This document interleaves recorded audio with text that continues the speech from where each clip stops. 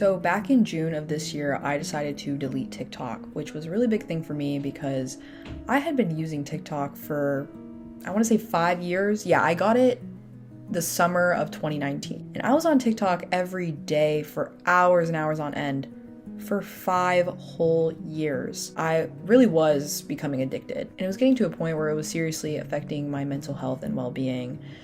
I remember I had a hard time focusing on school, work, and my personal life. I constantly felt like my brain was just foggy, I was always overwhelmed. And most importantly, I felt like I was losing my sense of self. I felt like being on TikTok, I was constantly taking in other people's thoughts and opinions, and it became really difficult to differentiate my beliefs and my values from everyone else's. I just kind of felt like I was morphing into everyone I had ever encountered on TikTok, every person that has ever come up in my For You page. I felt like nothing truly came from me. Another thing with TikTok is I was constantly comparing myself to the people that I would see on my For You page. I mean, it was really hard to really like myself for those 5 years that I had TikTok because I constantly saw people who were much funnier than me, much cooler than me, and a lot more interesting than me. And so it was just really hard to feel significant or special in any way. The cool thing with TikTok is you realize that you've never really had an original experience. And in some ways that can feel really unifying, and that can feel like, oh my God, like I'm not alone in this, like other people have gone through this. And in other ways it sucks because again, you don't feel special. And so I knew that something had to change. And I remember bringing up these concerns to my best friend who also didn't have TikTok at the time, and she convinced me to delete it. She told me that deleting TikTok was one of the best decisions she's ever made, and I really trusted her on that, and so I decided to delete it, and I have no regrets. I'm so happy I did it. It was really hard to go from doom scrolling for hours a day to not having that option anymore. And it was definitely something to get used to, but I didn't stop there. Deleting TikTok was not the only thing I did. I also decided to journal almost every single day and find other things to do to keep myself entertained, because deleting TikTok, and also later I deleted Instagram for a little bit, it gives you a lot of time to just sit with your own thoughts. And in some ways that can be really boring, and in other ways that can be really awesome. Because not having TikTok allowed me to discover the things that I didn't know before. I started to learn more about who I am as a person. What do I value? What do I believe in? What do I want in my future? What are my goals? What are my opinions on things? What are my stances? Finally, I could establish those things for myself instead of morphing into everyone else that I was encountering on social media. There are so many things that you have yet to discover about yourself, because you are letting the noise take over. It's time to tune out. It's time to disconnect from the noise and focus inward, focus on yourself, listening to yourself. You deserve to discover your uniqueness. You deserve to discover who you really are. But you can't do that if you're still attached to unhealthy habits. One of my biggest issues with TikTok is it portrays itself to be this place that is seemingly open and diverse, when in reality, TikTok is a place that holds a lot of judgment and negativity. I'm not saying there's no positivity on TikTok at all. There is, but it is often covered up by all the negativity. One of my friends, she was on TikTok after she went through a breakup, and I swear TikTok is the worst place to be if you're going through a breakup, because you're constantly getting people being like, if your ex did this, then this is how they actually felt about you. They just never said anything, blah, blah, blah, blah.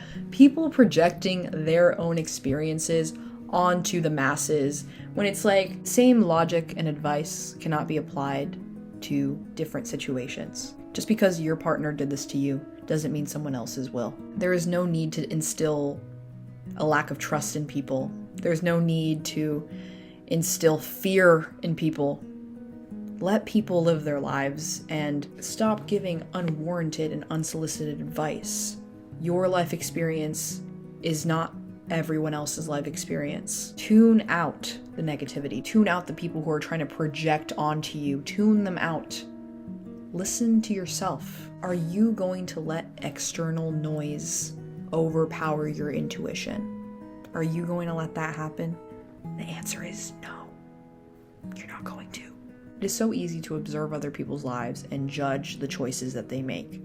I'm guilty of this, okay? Sometimes I'll witness something happening in someone else's life, and in my head I'm like, well, if I was in their shoes, I wouldn't do that. If I was in their shoes, I would go about things in a much different way. And the truth is, you really don't know how you would handle a situation until it falls at your feet and you have to confront it. So easy from an outside perspective to be like, well, I would do this, I would do that. You don't know. So stop judging people. Tune out other people's judgments. Tune out what society expects you to do. Tune those things out. Listen to yourself. I keep repeating myself, but it's true. Listen to yourself. Your intuition will guide you to the right places. Your intuition will make you make decisions that may seem stupid in the moment, but they actually work out for the best. And it's really interesting. No matter what, someone's always going to have something to say. Someone's always going to judge the way you choose to go about things. Someone's always going to judge your decision making. But you know what? Those people don't matter.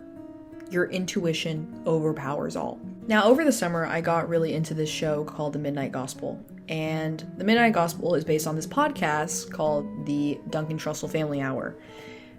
Amazing podcast, highly recommend. And I also really recommend Midnight Gospel. It's an amazing show. So me and my best friend decided to listen to the podcast episodes associated with the show episodes. And there was this one episode, it was episode 6, I believe, in the show, not in the podcast. And this episode features David Nichtern. I'm pretty sure that's how you pronounce his name. And in the show, the episode is kind of like a meditation episode, just kind of like a mindfulness lesson, whatever. But in the podcast, he kind of goes more in depth into other things like intuition. And one of the things that he said, this isn't a direct quote, I'm just summarizing this, but he was basically saying that intuition is not something that is cultivated.